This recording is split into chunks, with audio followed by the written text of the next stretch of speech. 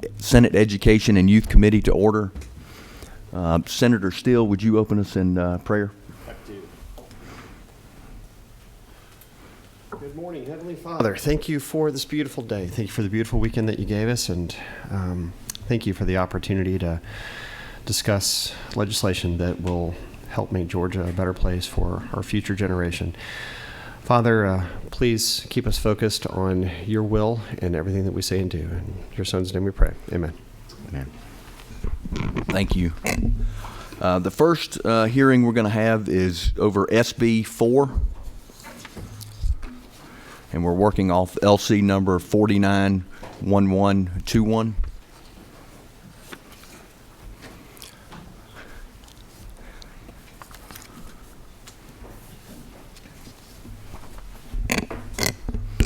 Thank you very much, Mr. Chairman, and to members of the committee. I bring Senate Bill 4, which is the Blind Persons Braille Literacy Act, Rights and Education Act. And this bill actually provides to require an evaluation of the blind or visually impaired students to determine the needs of the students' need for Braille instruction. The community has come and said they need some help with this, and they need Braille instruction. And it will require for individualized education program of the blind and visually impaired, and textbook publishers related to electronic materials. The blind and visually impaired means a child or youth that has correction has a visual acuity of 220, not a 20/20 vision, but a 20/200 or less, and stronger eye with correcting lenses.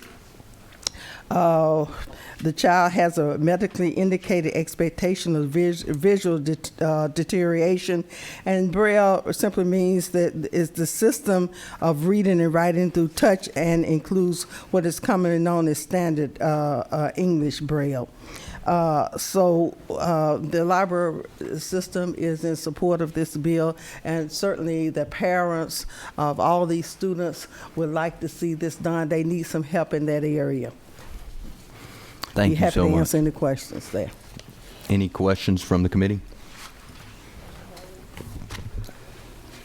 Good morning. Good morning. I have a question. Is this not already covered under our laws, Braille instruction? Is that not? No, it's not already covered. This individualized one. Mm-hmm. Okay. Any further questions from the committee?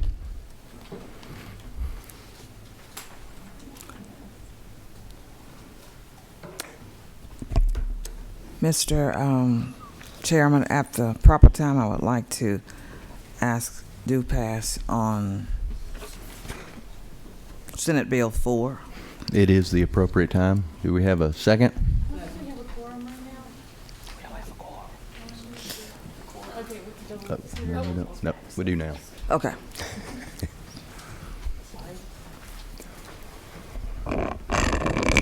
Since he didn't hear you. He didn't hear you.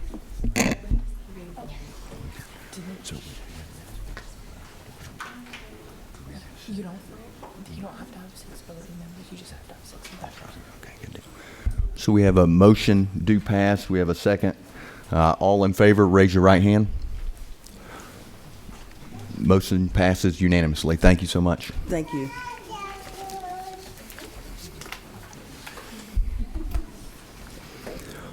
We will now move on to SB 202.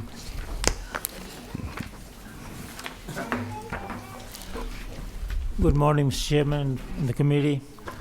This is SB 202. We actually passed this one last session, and it really passed to the committee, to the House too, and just couldn't get to the House rules. So I'm resubmit this bill. This is based on the recommendation that we had in 2021, the Georgia Outdoor Learning Study Committee. That report encouraged us to support the Green School Year pilot program, to launch a couple of at least 2 school year pilot and to survey to access existing school year features and program. this program actually currently implemented at several schools in the Metro Atlanta area with the support from different foundations and organizations.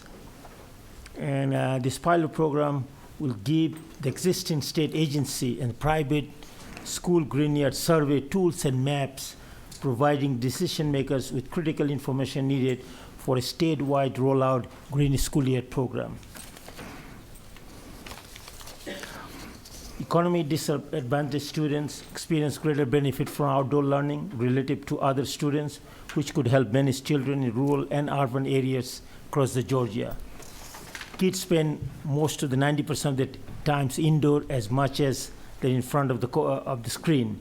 So that's one of the reasons that outdoor study committee recommend this one of the program.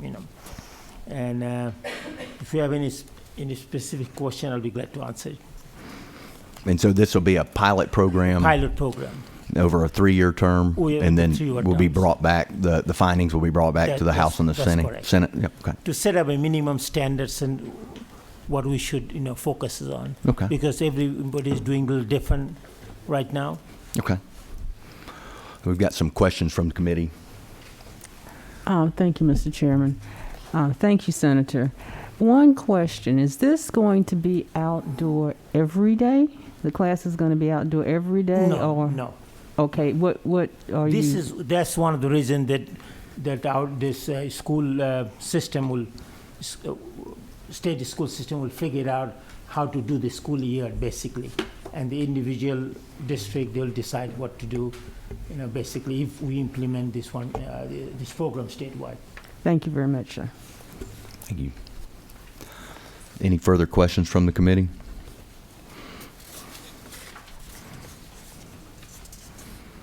And as far as I've got one further, as far as what will their entire day be like that day that's set aside when they do the outdoor learning, or is it just No, certain it's part of class, the just like a yes, class, right? yes. Okay, very good. Okay, this time the chair would entertain a motion.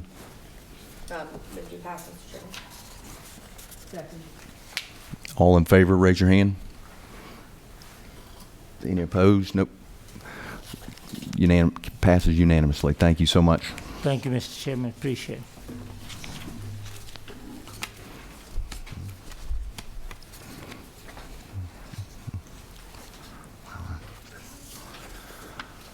All right, we're going to take a quick recess here for just, well, no, here we go. We've got our next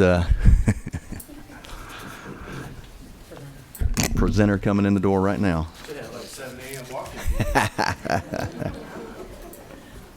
We should have set that up for you, Senator. But we'll be now moving on to SB 98, working off of LC 491360S.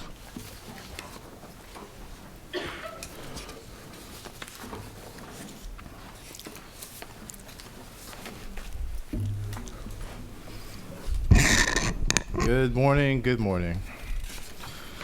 So, Mr. Chairman, I know there's a committee sub probably en route if Legislative Council is open. But I can go through the purpose of the bill, and then the sub, we're basically striking a couple of added sections. We've got the sub. You do? Yes, okay. Sir. Y'all are awesome. Always on top of it. So just to double check, LC 491360S. Yes, that's it. Okay. So the purpose of this bill and why we're doing this bill is because of a situation that we had in Paulding County, Georgia, regarding a teacher who was basically, for all intents and purposes, being bullied because of her involvement in a local election. Not to get into all the details, but basically this teacher had her contract when it was up for renewal slow rolled and potentially stopped and halted because of her beliefs, what she did.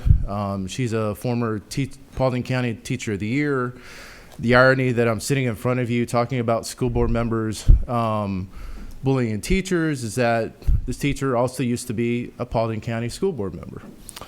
And so, you know, to come here today and have to talk about this, being a former school board member myself, it's, you know, pretty disappointing.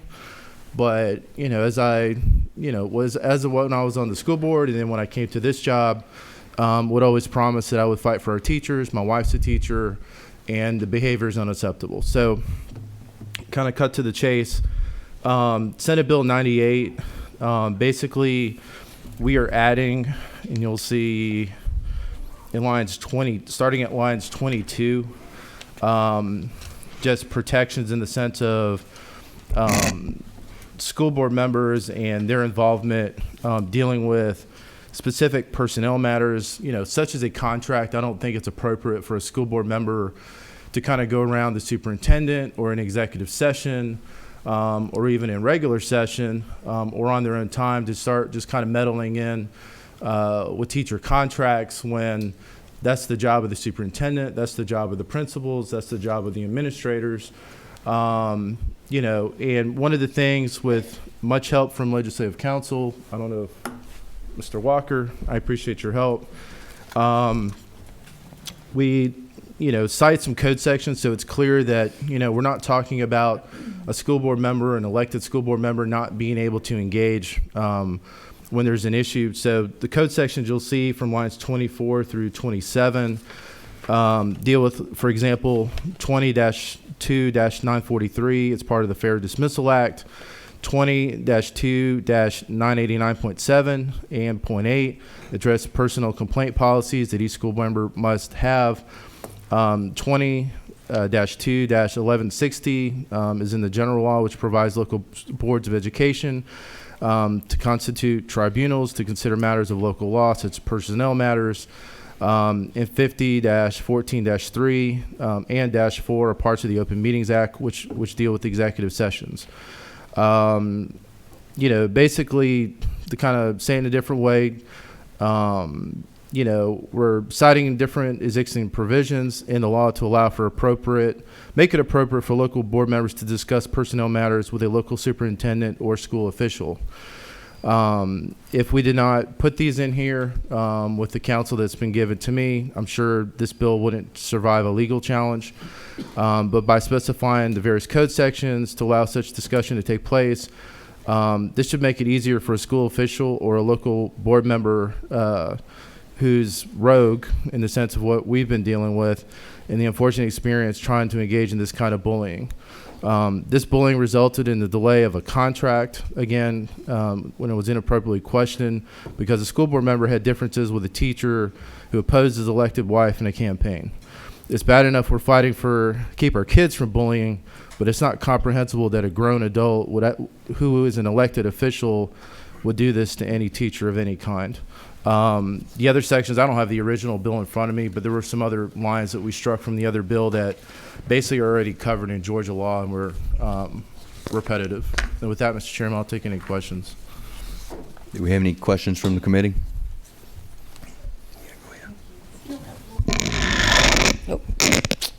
Thank you, Mr. Chairman. Good morning.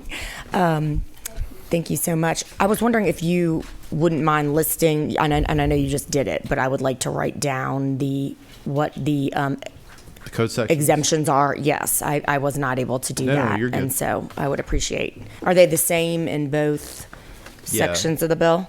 Yep. All right. Yeah. Do you mind repeating that? Yep. List one? So let's see. 20-943 is Fair Dismissal Act. And I've got a copy of it if you want it.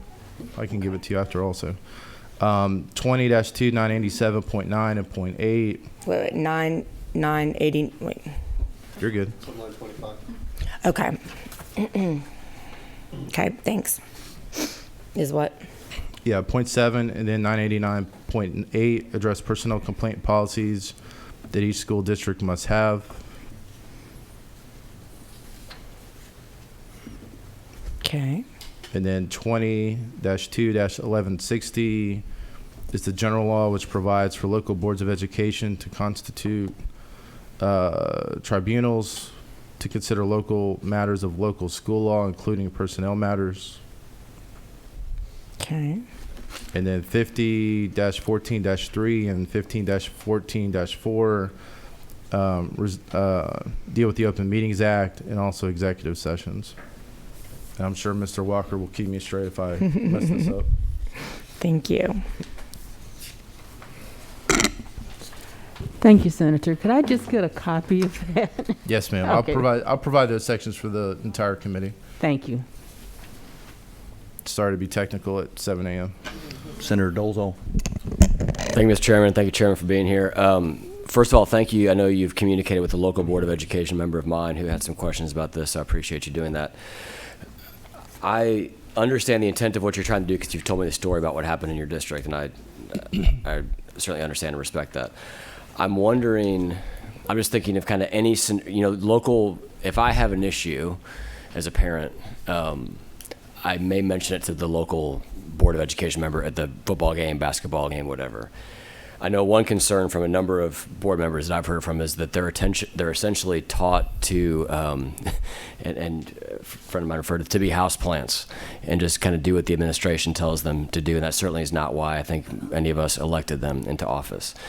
I also don't think we want them to be, kind of in the minutia of contracts and stuff like that, which speaks to your issue. However, in a scenario where a board member hears of an issue with a teacher that we would all agree is some sort of issue that should be addressed with the superintendent or administration, what's their path under this law? So this doesn't disrupt that pathway. So if a school board member hears an issue, I've actually got probably real life issues I could share from Paulding County, not to get into talk about it here, but the pathway should be the school board member should probably be taking that up with the superintendent, or at least let me give you my 2 cents. Some superintendents may say different and other school board members may say different. But if there's an issue, the school board member should reach out to the superintendent. That's who they hire, that's who they fire. Agreed, but is that not precluded on line 23? Let me see. No. Okay. I'm not trying to grill you here, but it says that No, you're good. they shall, no local Board of Education member shall discuss any individual personnel matter with the local school superintendent. Right. But you just said they should go talk to the superintendent. So that's my concern, is who do they talk to?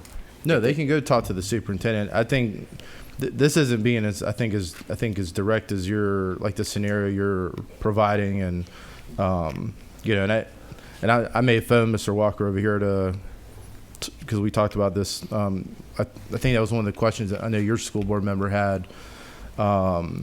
Is the intent of this that if the issue is with the superintendent, they should not discuss it with the superintendent, or if the issue is with the teacher, they should not discuss it directly with the teacher? If the issue is with the superintendent, then, if I'm a school board member, then, that's an issue that the school board amongst themselves should be taking up. Agreed. I guess if the issue is with the teacher, you're saying this reads that it's fine for them to discuss it with the superintendent, but they can't discuss it with the teacher. Say your question one more time. If the issue is with the teacher that they've heard about, you're saying Right. they can discuss it in your reading of this with the superintendent, they just cannot discuss it with the teacher who's in question. No, directly. in full transparency, if I'm an elected school board member and I'm poking around asking a question about a teacher, regardless of anything they're doing, their political beliefs or anything else, I think there should be some level of transparency to that teacher to know an elected official is asking about my job or performance or things I've said. I know if a school board member want to go poke around about, my family members who are teachers and I was in their case, I think it would bring a heightened level of awareness. And in order to avoid, I think, moments in time where, we all know in these local districts, political retribution happens. Teachers feel like they can't speak out. I had an issue such as that with an administrator who basically was talking down and mistreating and harassing women at a high school in Paulding County, and they felt like they couldn't report. So I jumped in as a school board member, took the complaint, and then I went to the school board attorney and others where it was safe, and they immediately, within 2 hours, began an investigation of what was going on at that school. So I agree with all that. I guess maybe I would ask council who wrote this. Are we capturing that with a narrow net, or are we casting a wide net with this sentence, such that if I see a local school board member and report to them that a teacher has said something in a classroom according to my child that would be inappropriate, that board member then is essentially gagged from being able to discuss that with the superintendent or the administration? Mr. Chair, I think the point is well taken. I think it would probably depend on how the definition of discussion would be construed. So it may be advisable if the committee was interested to consider some amendment language that might contemplate the ability of a local school board member to refer personnel matters to the administration, but not in the form of substantive discussion of what's going to be done. And anecdotally, I can say my experience is that when school board members become aware of those issues, it's not uncommon for them to simply kind of forward it to the superintendent and say, I have forwarded your concern to the superintendent. That's not really the same as discussing it, but it is a way to transition the issue from the board to the administration, which is the appropriate place for it to be addressed.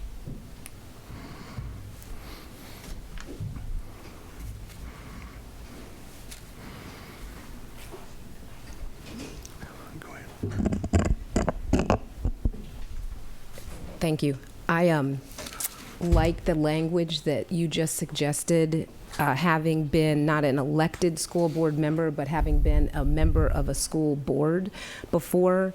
There is a process by which you are supposed to refer things back, and you kind of know what that is, and you're certainly not supposed to take it on yourself like it's your own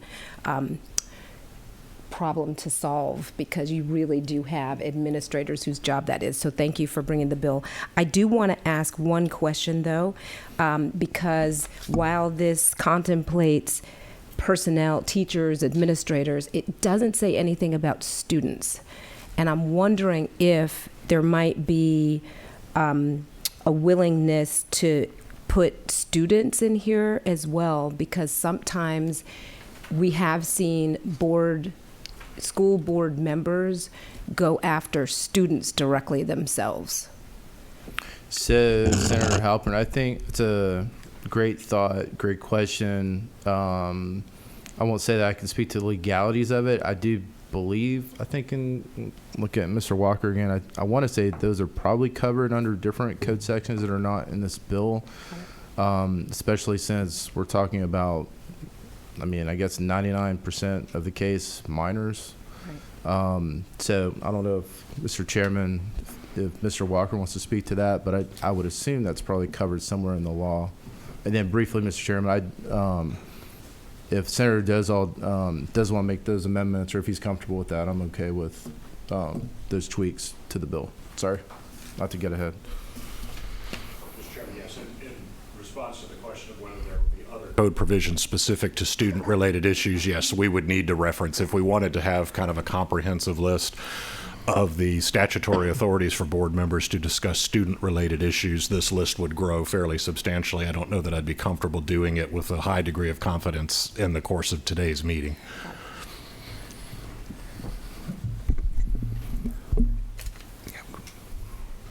Go ahead. Thank you. Question. Your bill seems, no, it does not. But the explanation of your bill seems to target political retribution. Should we narrow it to just that instead of it being such a broad issue? So one of the things, so in the original bill, you'll see language where it basically had that, and the reason we took that out is because there's other code sections that basically get into that and get into the whole discussion of, you know, what's protected and not protected speech and everything else. So my concern is not to get to a place where a school board member is able to kind of, you know, put their hand in the contract portion of it. You know, there are, as you know, I mean, there's personnel matters that should be discussed, have to be discussed, have to be taken up. But If an innocent teacher, as in this case, is minding her own business and she's finding out that a board member, is basically wanting to hold up a contract for no reason, that's the moment in time I think we should be, trying to dissuade a rogue elected official from wanting to, get into that place where they shouldn't be. Good question, though.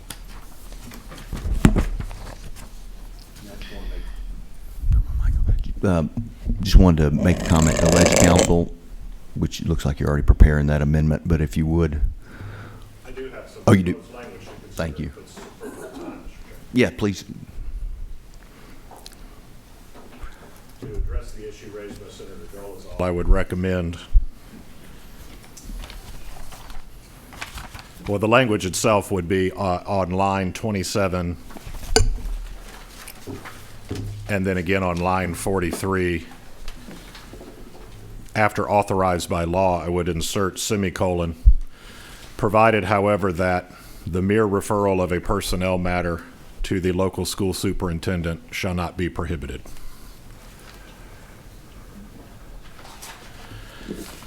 And then I would also recommend on line 7 in the title to insert after provided by law, semicolon, to provide for an exception, semicolon.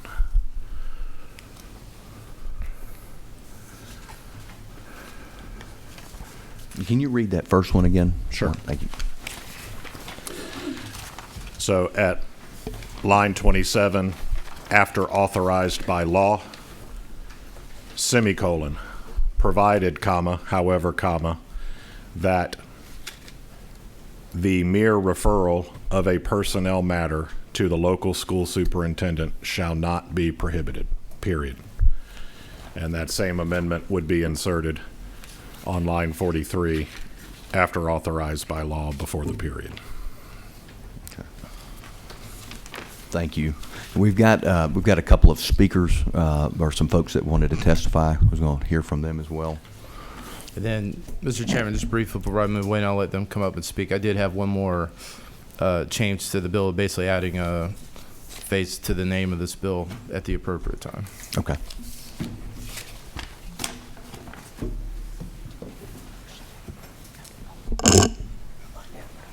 Our first speaker, Stephanie Tanner.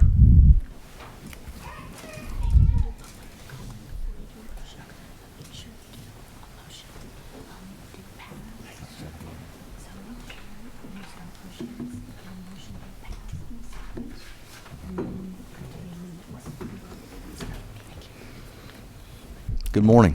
Good morning. Thank you for coming bright and early this morning. Thank you, And I Chairman didn't say that when we Dixon. started. I'm grateful for everyone coming today. I did my best not to have a 7 a.m. meeting. It was either 7 a.m. or 7 p.m. and I'm a morning person, so here we are. Thank you for being here. Sure. So, Good morning. Thank you again for coming. thank you, Chairman Dixon, and all of the committee members for allowing me to speak to SB 98. My name is Stephanie Tanner with the Georgia School Boards Association, which has members from all 180 school districts. I also want to thank Senator Ann Vitarte for listening to and incorporating some of GSBA's feedback. His openness throughout the process has been really helpful and greatly appreciated. However, we have heard from several school board members with concerns. They feel like they are being accused of something that they didn't do, and through this legislation, they're being held to not only a different, but also a higher standard than other elected officials. And so the code of ethics that they sign via affidavit should be enough to cover isolated incidents like what happened in Paulding County. And if there is an issue with the code of ethics and the affidavit not being effective and not being enforced, then that's a different problem for us to fix. And if y'all have any questions, my colleague Justin Polly and I are happy to answer them. Otherwise, thank you for your time this morning. Thank you. Yeah, we do have a couple of questions. Sure. Mic number 4. Thank you. Thank you for coming at this early hour. Appreciate it. Do school board members not have, I thought at one time they had training. Do they have training, and this would be covered under, I don't think we should have to do that, but professionalism? Okay. There is required training. State board requires specific number of hours for new board members and veteran board members. And there are some certain provisions in those in those training requirements that do cover some of those areas. Not specifically that area, but it does cover what you're referring to. To further ask then, could it not be looked at as a means of putting that into the training, something that would address their professionalism and how they would handle these types of situations? I mean, just as a thought pattern. Yes, ma'am. That's, we certainly don't speak for the State Board of Education, but from our purview, that's what we would recommend. Thank you. Thank you, Mr. Chairman. Thank you so much. I wanted to drill down a little bit more on what Ms. Tanner raised as far as the Code of Ethics. Is that in state law, or is that adopted below? So I think that's referenced in the bill. Okay. It's in state law as well, and it's a state board. What would the procedure then be for under this model Code of Ethics that I would assume school board, well, first of all, can school boards, since it's a model code, they could adopt something completely in line with that, or how much can it vary?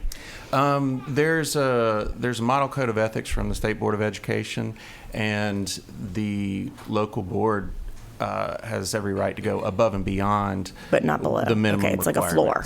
That's correct. So under that, what if the position of GSBA is that really is sufficient to handle, isolated incidents, if we don't see, broader statewide problem, what would the procedure be under that for handling this incident, for example, that arose in Paulding? It would be, someone would have to report it, and if it's comes up to the state, it can either be handled locally or from the state perspective, but someone would have to report that. Currently, it's not monitored. Thank you. Thank you, Mr. Chairman. I think the senator just asked and you guys answered. Is this an isolated incident, or is it something that's widespread that we need to address? We don't, from our perspective, we don't see it as, things happen, but we don't see this as a widespread major issue. Thank you. Thank you. Any further questions? I see none. Thank you all for coming today. Thank you. Thank you so much. We did get a text message. There were a couple of folks that weren't able to get in the building that were wanting to speak. I didn't know if you could show your hand if you're in the room. If there's anyone. If you would please come forward.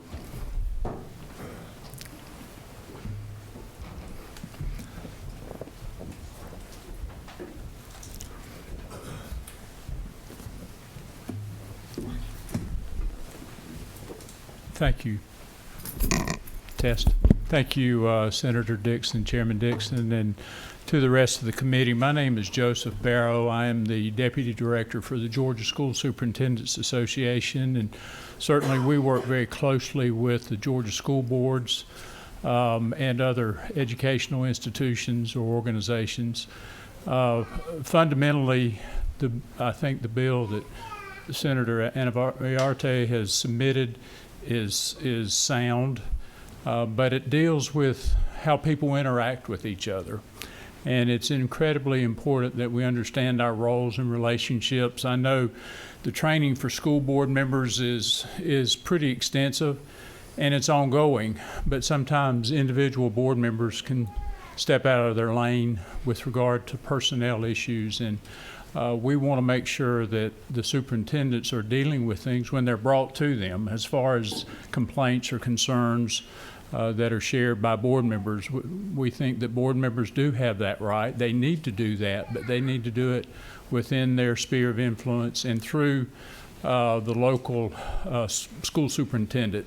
They're the ones that are supposed to deal with personnel issues with regard to their employees.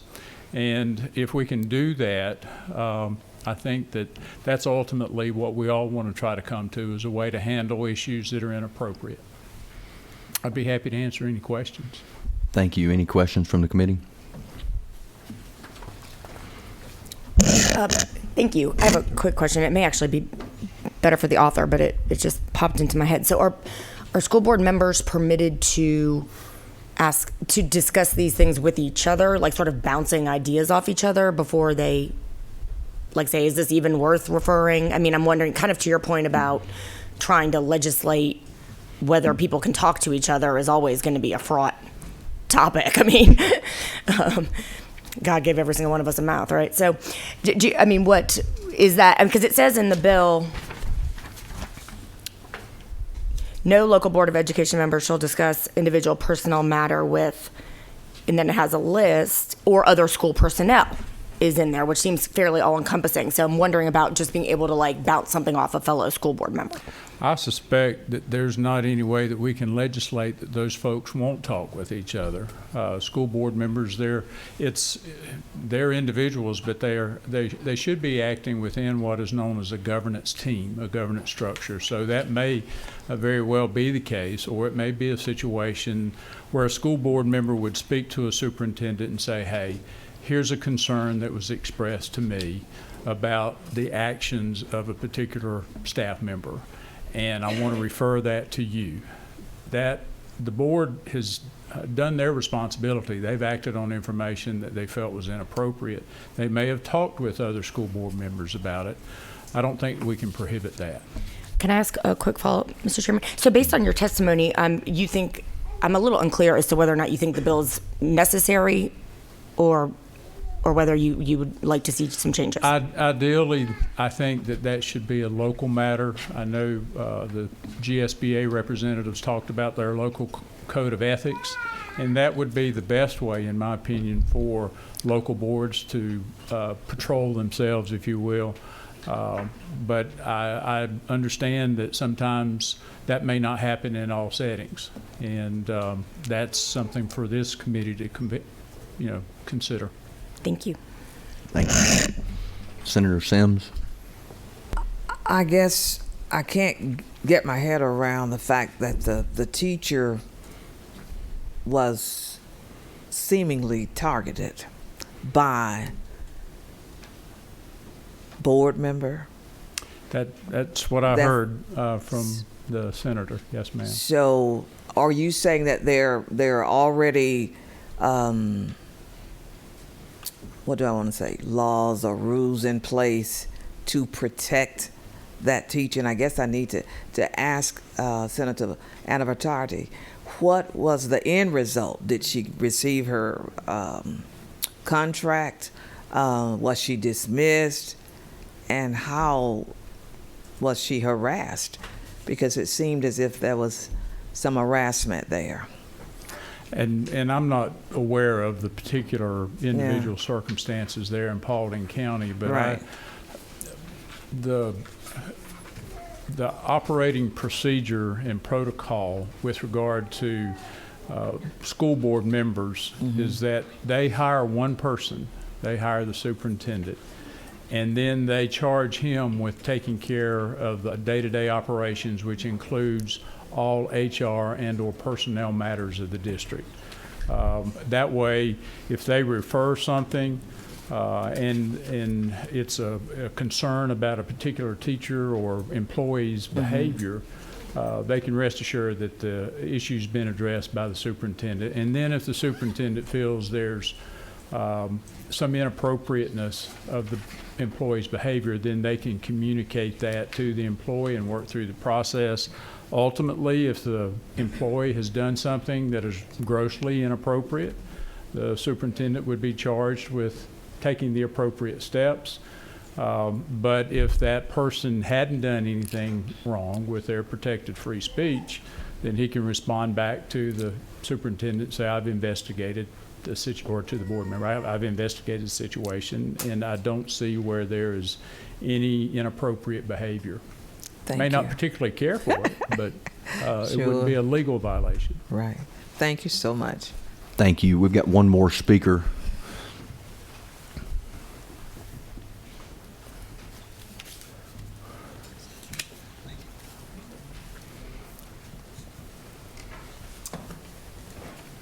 Mr. Chairman, thank you. Good morning, committee members. I won't rehash what has already been stated. I will say that starting with the amendment that was submitted by Senator Dolezal, that probably cleaned up a lot of the concern that Gail, sorry, my name is Buddy Cossie. I represent the Georgia Association of Educational Leaders, who is affiliated with the Georgia School Superintendents Association as well.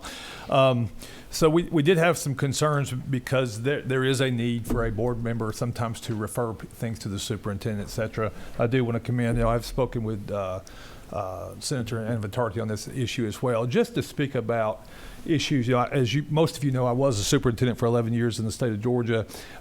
Yes, there could be conceivably issues where a board member would get out of their lane, and perhaps because of human issues that are hard to legislate, go a little too far, or abuse their position, because all of those things are conceivable. I just wanted to point out one thing that Senator Anvitarty did mention in terms of law that's already on the books, and that's the teacher complaint resolution policy that is already required. So if a teacher were being harassed in a hostile work environment, they do have rights in Georgia to, there are requirements of all boards of education to give due process and ways for those teachers to ask for that to be adjudicated in some way. Adjudicated is not the correct word, obviously, but given due process on those issues.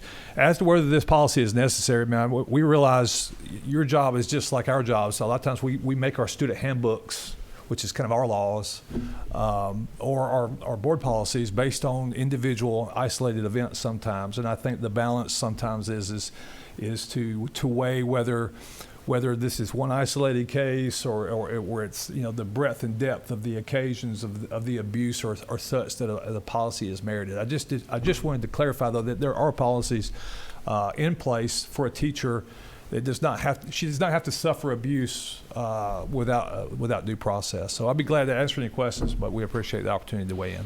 Thank you. We've got one question for you. Senator Sethler. Mr. Chair, I was just going to say to the gentleman, appreciate your points and appreciate the direction of resolution. I'm sensitive to this issue, as the members of the committee are. I would say, though, I think as a committee we do well to balance the interests that are recognized here and not making school board members too anemic in their powers. I mean, I think the school board members, although many go rogue and do kind of operate outside of fairness, I do think the idea of elected school boards represent a constituency, and I do want to make sure, and I love the direction the bill's going, Mr. Chairman, and I appreciate the affirmation that we heard. I do think we always need to make sure that to make a point, Mr. Chairman, I think we need school boards that are more engaged. I think too often school boards are patted on the head and set aside to vote on the budget, and I think we do need to move towards school member engagement and involvement, not in perverse ways like we've seen. I think Georgia has I'm hopeful that as we do this, I hope it doesn't send a message to school board members they ought to be less engaged. I think they ought to be more engaged. That's all, Mr. Chairman. Thank you. Any further questions? I see none. Thank you for coming. Senator, would you like to close?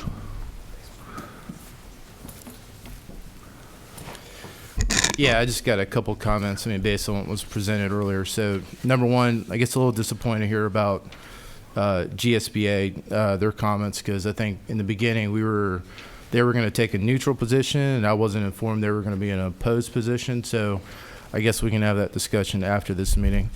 The other part of this too, just the bottom line is, I mean, there is no recourse for a teacher, just like in many other instances in society. If we want to talk about, being scared to report, being scared to speak up because they're worried about their job, they're worried about their career, they're worried about their family, and we're going to sit here and talk about that, they need to go through policies and processes set up by an association that basically, has no accountability to the elected members of school boards, to the citizens of this state.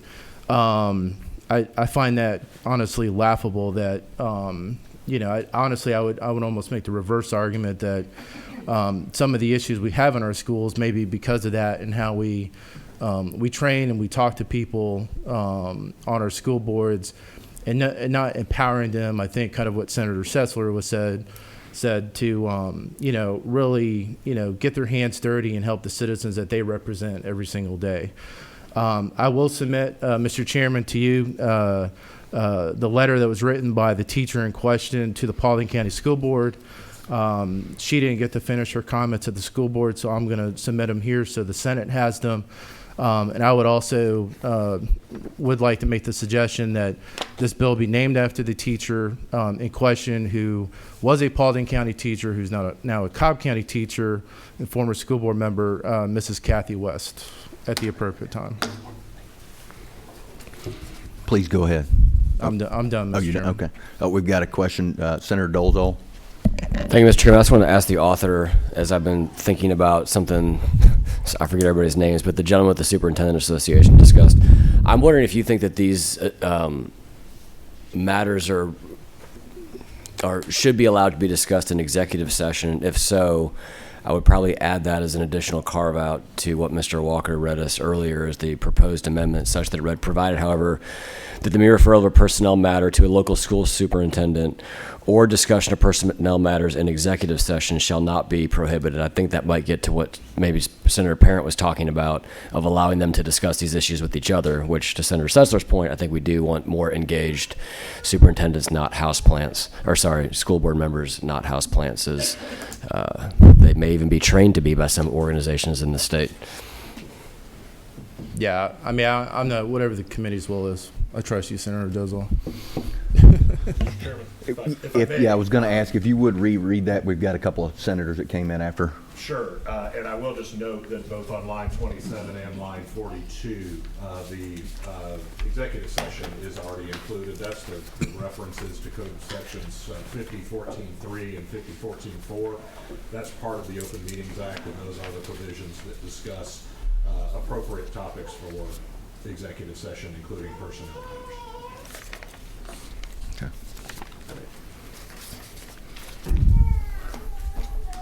Senator Sessler. Thank you, Mr. Chairman. I have a question for council.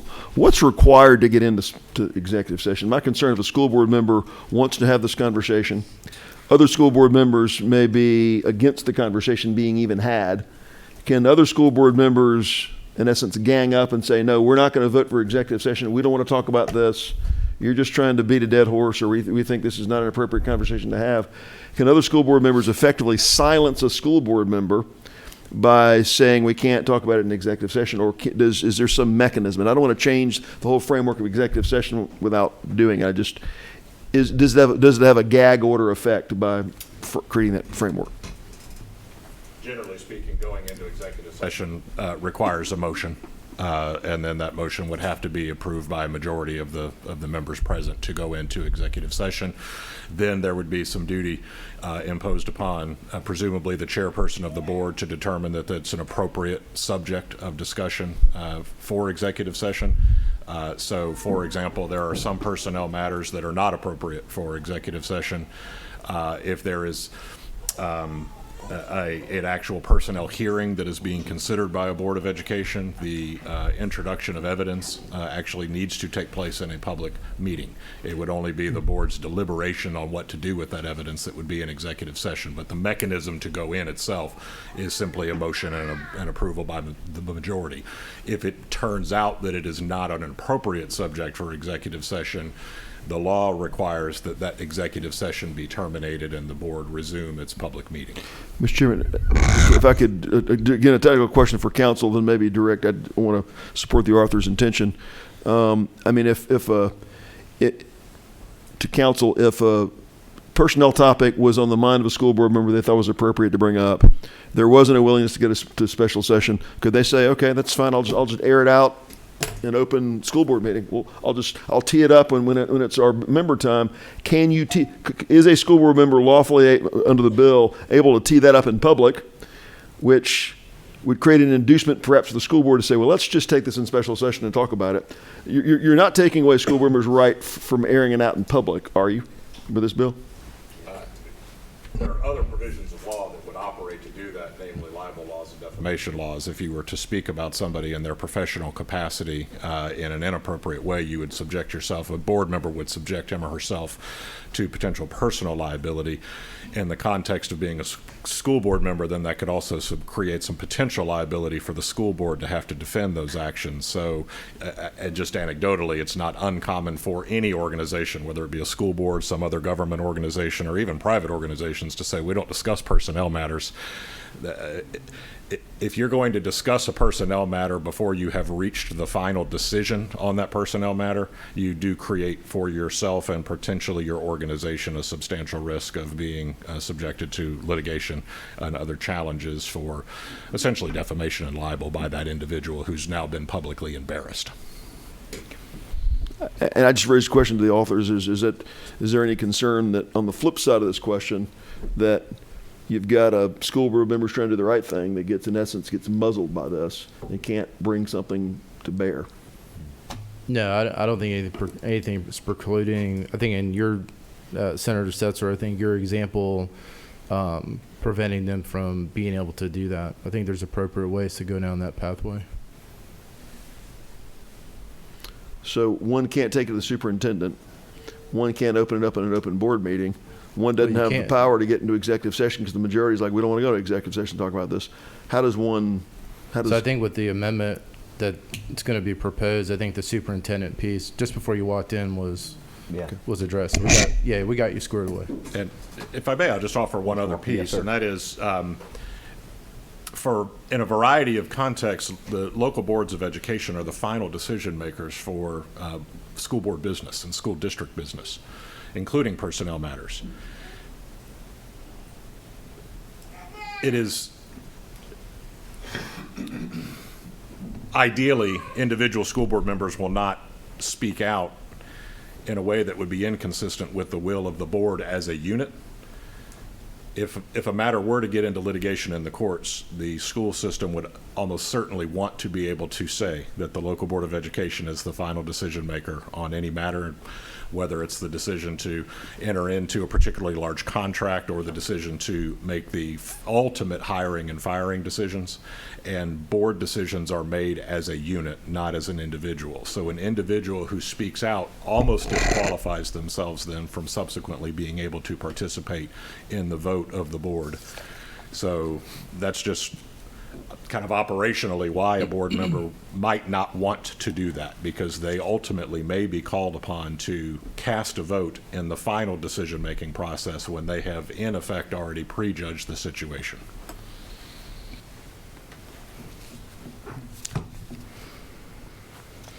Any further questions from the committee? I see none. What we'll do first is I'll entertain a motion and a second on the committee substitute, and then we'll take a vote on the amendment, and then also naming the act as well. So do I have a motion on the substitute? And a second? Second. Now we'll move on to naming the act, the Kathy West Act, and then also taking up Senator Dolezal's amendment. Entertain a motion. Also move.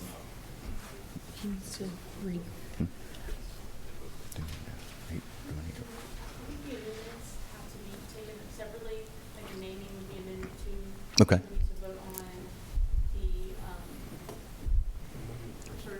The First Amendment from Senator Dolezal. Okay. And then the naming. Okay. All right. So we will have amendment number 1, which is Senator Dolezal's amendment. Entertain a motion for amendment 1.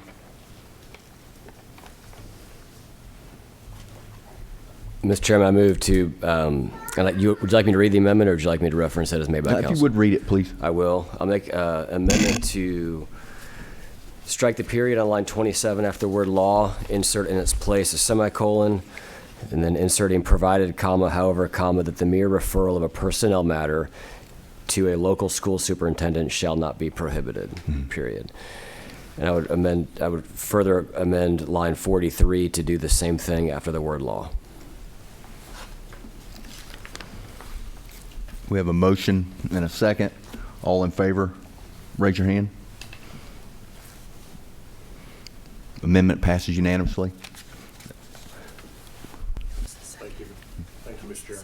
Chairman. And if I may, just for conformity's sake, in the title, reference that change on line 7 after provided by law, semicolon, to insert to provide for an exception, semicolon, so that the title reflects the new substance of the statute. Okay. Thank you.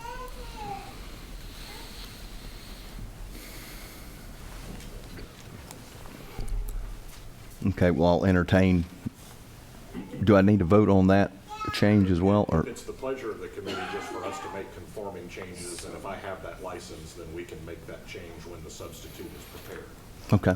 So that it's already in effect been adopted by the committee. You just have to give them permission to make those conforming changes. You have the permission. Thank you.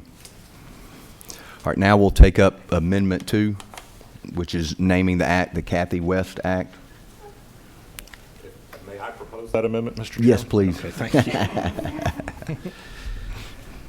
Is Kathy spelled with a C or a K? K-A-T-H-Y. Mr. Chairman, I would recommend on line 7 now to insert after provide for an exception, semicolon, to provide for a short title. So moved. On then, after line 10, I would recommend inserting this act shall be known and may be cited as the, quote, Kathy West Act, period, end quote. The next line would read section 2. And then on line 33, section 2 would read section 3. On line 47, section 3 would be redesignated section 4. And line 50, section 4 would be redesignated section 5.